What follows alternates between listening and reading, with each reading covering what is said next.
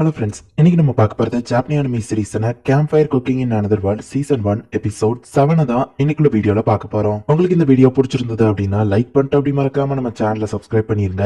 இந்த எபிசோடுக்கு அப்புறத்துல இருந்து ஸ்டோரி கொஞ்சம் டிஃப்ரெண்டா போக ஆரம்பிக்கும். பட் நீங்க எதிர்பார்க்குற மாதிரி எதுவும் ரொம்பவே சீரியஸாலாம் நடக்காது. சரி வாங்க நம்ம வளவலன்னு பேசாம இன்னைக்குள்ள கதைக்குள்ள போலாம். இன்னைக்கு நம்ம பார்க்க போறது camp fire cooking in another world season 1 episode 7. நம்ம ஹீரோ இப்போ ஒரு ஃபாரஸ்ட் கடந்து தான் போனோம். ஆனா அதோட சென்டர் வழியா போனோம் அப்படின்னா ஆபத்து ரொம்ப அதிகமா இருக்கும். ஆனா அந்த வழியா தான் வெளிப்பட நம்ம ஹீரோவை கூட்டிட்டு போயிட்டு இருக்கான். ஆர்க்ஸ் கிரிஃபிடோ இருக்கிற டெரிட்டரியா எனக்கு பயமா இருக்குன்னு நம்ம ஹீரோ சொல்லுவோம். மோஸ்ட்லி என்ன பார்த்தாலே எதுவும் கிட்ட வராது. அப்படி வரதா இருந்தா அது புதுசா பிறந்த குழந்தைங்களா தான் இருக்கும். நம்ம இப்போ ஆர்த்தர்ஸ் டெரிட்டரிக்குள்ள என்டர் ஆயிட்டோம் அப்படின்னு சொல்லி ஃபெல் சொல்றான். மத்த மான்ஸ்டர்ஸ் நம்மள சுத்தி போட்ட மாதிரியே தோணுதே அப்படின்னு நம்ம ஹீரோ யோசிக்கிறான். நம்ம ஹீரோ நினைச்ச மாதிரியா அங்க இருக்கிற ஆர்த்தர்ஸ் எல்லாமே வந்துட்டு வெள்ள சுத்து போடுவோம். நீ கவலைப்படாத, இதை நான் ஹேண்டில் பண்ணிக்கிறேன். இதெல்லாம் கூட்டிங்க, அதனாலதான் என்ன பத்தி இதுங்களுக்கு தெரியல. சோ ஈய கூட்டிட்டு நீ போய் ஒளிஞ்சுக்கோ அப்படின்னு ஃபெல் சொல்லிட்டு ஒத்தையா வந்தாலும் சரி மொத்தமா வந்தாலும் சரி அப்படின்னு ஃபெல் பேசிட்டு இருக்கும்போது ஒண்ணு வரவும் மென்மேஜிக் வச்சு அதோட பாடியவே துண்டாக்குது. அட்டேங்க அப்பா அப்படின்னு நம்ம ஹீரோ ஷாக்கிங்கா பாக்குறான். மத்ததெல்லாம் பயந்து ஓடி எடுத்துங்க. அங்கிள் ஃபெல் ரொம்ப ஸ்ட்ராங் அப்படின்னு சோயி சொல்றான். அது என்ன அட்டாக் நம்ம ஹீரோ கேட்கவும் அது என்னோட ரெண்டர் கிளாஸ் அப்படின்னு ஃபெல் சொல்லவோ சோயியால அதை பண்ண முடியுமா அப்படின்னு சோயி கேக்குறான். உன்கிட்ட வின் மேஜிக் கிடையாது சோயி, ஆனா உன்னால ஆசிட் ஷூட் பண்ண முடியும். அதுவே சூப்பர் தான், நீ தான் ஆசம் அப்படின்னு நம்ம ஹீரோ சொல்றான். ஏ சோயி தான் பெஸ்ட் அப்படின்னு சோயி சந்தோஷப்படுது. ஃபாரஸ்ட்டுக்கு நடுவுல நம்ம ஹீரோ சமைக்க போறான். நம்ம மான்ஸ்டர் வந்துருமான்னு பயந்துகிட்டே இருக்கான். இதுக்கப்புறம் எந்த மான்ஸ்டர் வராது, கவலைப்படாத அப்படின்னு ஃபெல் சொல்றான். நீ அசால்ட்டா சொல்லிருவேன், நம்ம இன்னும் அதுல டெரிட்டரிக்குள்ள தானே இருக்கோம். பேரியர்லாம் ப்ராப்பரா ஒர்க் ஆகும்ல அப்படின்னு நம்ம ஹீரோ கேக்குறான். மாஸ்டர் சோயிக்கு பசிக்குது அப்படின்னு சோயி சொல்லவும் அப்படியா இதை எடுத்துட்டு வர சோயி அப்படின்னு நம்ம ஹீரோ சொல்லுவோம். சோயி கிட்ட மட்டும் இவன் நல்லபடியா நடந்துக்கிட்டானே அப்படின்னு ஃபெல் பாக்குறான். ஹே ஃபெல், நம்ம இந்த ஃபாரஸ்ட் கிடக்க எவ்வளவு நாள் ஆகும் அப்படின்னு நம்ம ஹீரோ கேட்க போன 3 வாரம் அப்படின்னு ஃபெல் சொல்றான். 3 வாரமா? அது வரைக்கும் நம்ம சப்ளைஸ்ல தாக்கு பிடிக்கணும் அப்படின்னு நம்ம ஹீரோ யோசிச்சுட்டு பிளாக் சர்பெண்டோட மீட் இது சிக்கன் மாதிரியே இருக்கும் அப்படின்னு ஃபெல் சொன்னா. சரி ஓகே, இதை வச்சு நான் எனக்கு ஒரு வித்தியாசமான டிஷ் பண்ணணும் அப்படின்னு சொல்லி தேவையான எல்லாத்தையும் ஆன்லைன்ல ஆர்டர் பண்ணி நம்ம ஹீரோ இப்ப சமையல ஆரம்பிக்கிறான். நான் சிக்கன் எப்படி சமைப்பனோ அதே மாதிரியே தான் இந்த கறியவோ சமைக்கணும் அப்படின்னு அது எல்லாத்தையும் குட்டி குட்டியா கட் பண்ணி தேவையான விஷயங்கள்லாம் அதுல போட்டு கலக்கி மீட்டை ஒரு ஓரமா வச்சிருந்தான். அடுத்தது தேவையான இன்கிரீடியன்ஸ் எல்லாத்தையும் மொத்தமா போட்டு கலக்கி ஒரு சாஸ் மாதிரியான ஒண்ணு நம்ம ஹீரோ ரெடி பண்ணிட்டு இருக்கான். இப்ப கொஞ்சம் பொட்டேட்டோ ஸ்டார்ச் எடுத்து போட்டு இஞ்சி போட்டு பேஸ்ட் எல்லாம் போட்டு அந்த கறியை நம்ம ஹீரோ சமைச்சு சாசியும் சேர்த்து ஊத்தி கொஞ்சம் வெங்காயமும் கடைசியில தண்ணி எல்லாம் சேர்த்து சில்லி ஷ்ரிம்ப் அப்படிங்கிற ஒண்ணு நம்ம ஹீரோ ரெடி பண்றான். இது பாம்பு இல்ல, சிக்கன் தான் அப்படின்னு நம்ம ஹீரோ சாப்பிட்டு பாக்குறான்.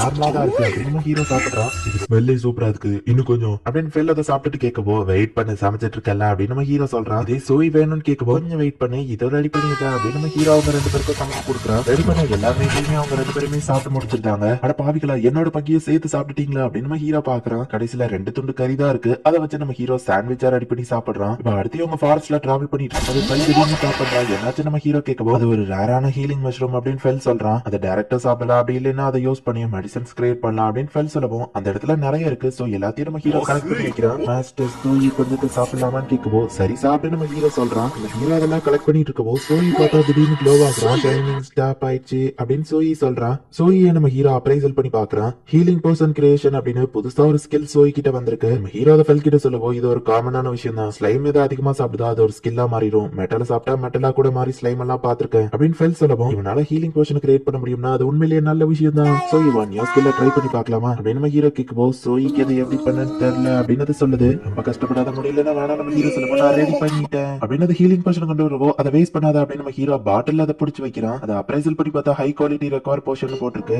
இதுலயே வேற குவாலிட்டிலயும் ரெடி பண்ண முடியும் அப்படின்னு சோயி காமிக்கிறான். அதையும் நம்ம ஹீரோ பாட்டில பிடிச்சி வைக்கிறான். நார்மல், ஹை, சூப்பர் குவாலிட்டின்னு 3 டைப்ஸ்ல இருக்கு. நான் பல செஞ்சுரிஸ் வாழ்ந்துட்டு இருக்கேன், ஆனா ஒரு ஸ்லைம் ஹீலிங் போர்ஷன் கிரியேட் பண்ணி நான் பார்த்தது இல்ல. நம்ம சோயி தான் ஸ்லைம்லயே ரொம்ப இன்டெலிஜென்ட்டா நான் பாத்திருக்கேன் அப்படின்னு ஃபெல் சொல்லவும் சோயி ரொம்ப ஹாப்பி. அப்புறம் சோயி நீ உண்மையிலேயே அமேசிங் அப்படின்னு நம்ம ஹீரோ பாராட்டுறான். இப்போ கிரிஃபன் டெரிட்டரிக்குள்ள இவங்க வராங்க. ஒரு கிரிஃபன் வந்து நிக்குது.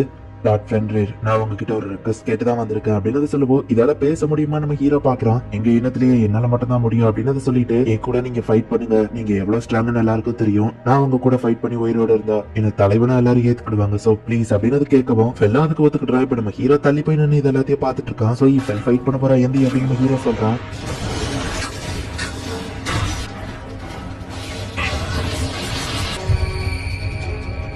உறுதியா இருக்கு, என்னால எதுவும் பார்க்க முடியல அப்படின்னு நம்ம ஹீரோ பாக்குறான்.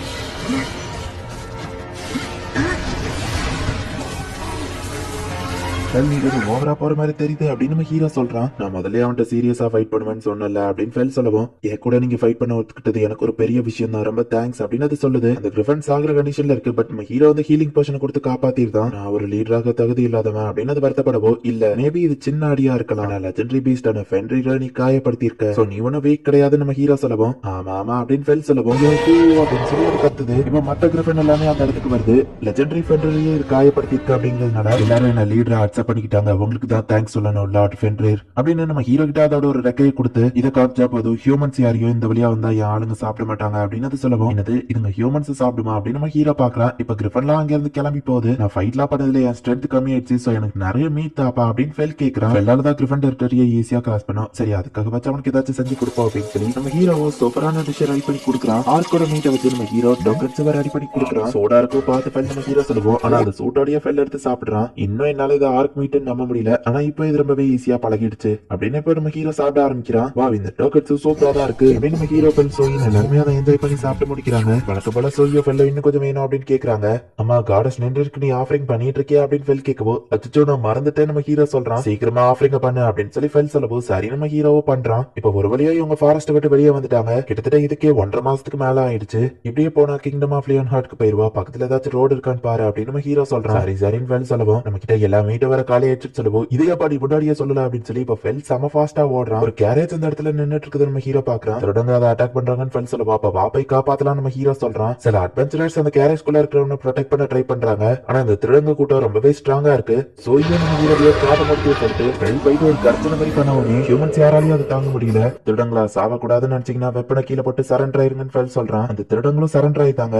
லார்ஸ் அப்படிங்கிற ஒரு மெர்ச்சன்ட் கில்ட சேர்ந்தவன் தான் பாடி கார்ட்ஸ் ஹையர் பண்ணி கூட்டிட்டு வந்திருக்கான். நம்ம ஹீரோவும் மொக்கோடான்னு இன்ட்ரோடியூஸ் ஆயிட்டு இதை என் ஃபெமிலியர் அப்படின்னு இன்ட்ரோடியூஸ் பண்றான். இது லெஜெண்டரி ஃபென்ரிர் தானே அப்படின்னு அவங்க பார்த்தவொடனே கண்டுபிடிச்சிருந்தாங்க. நாங்க கேரளினா சிட்டிக்கு போயிட்டு இருக்கோம், நீங்களும் முடிஞ்சா எங்க கூட வரீங்களா அப்படின்னு கேட்கவும், நம்ம ஹீரோ போற கிங்டம் ஆஃப் லியன் ஹார்ட்ல தான் அது இருக்கு, சோ நம்ம ஹீரோவும் சரி கூட வரேன் அப்படின்னு ஒத்துக்கிட்டான். இப்போ இவங்க ரெண்டு பேருமே ஒண்ணா அந்த இடத்த விட்டு கிளம்புறாங்க. ஒரு வாரத்துக்கு மேல ஆயிடுச்சு, வேணே இந்த ஆஃபரிங்ஸும் பண்ணலாம் அப்படின்னு சொல்லி நின்று வருத்தப்பட்டு இருக்கா. ஒரு வழியா நம்ம ஹீரோ ஆஃபரிங் பண்ணுவோம், ஏன்டா இவ்வளவு லேட்டு, நீ ஆஃபரிங் பண்ண மறந்துட்டலன்னு கேட்க போய் நம்ம மன்னிச்சிருங்க நம்ம ஹீரோ சொல்றான். அடுத்த தடவை இப்படி நடக்காம பாத்துக்கோ அப்படின்னு காட சொல்லுவோம். நான் ஸ்பெஷலா எக்ஸ்ட்ராவா அனுப்பி வச்சிருக்கேன், அதையும் ஏத்துக்கோங்க நம்ம ஹீரோ சொல்றான். ஐ இவ்வளவு கணமா, சரி சரி நான் உன்னை மன்னிச்சுட்டேன், நீங்கப்பா சூப்பரா இருக்கே, அடுத்த தடவையோ இவ்வளவு கணம் அனுப்பி வை சரியா அப்படின்னு சொல்றா. இந்த இடத்துல இந்த எபிசோட் முடியுது.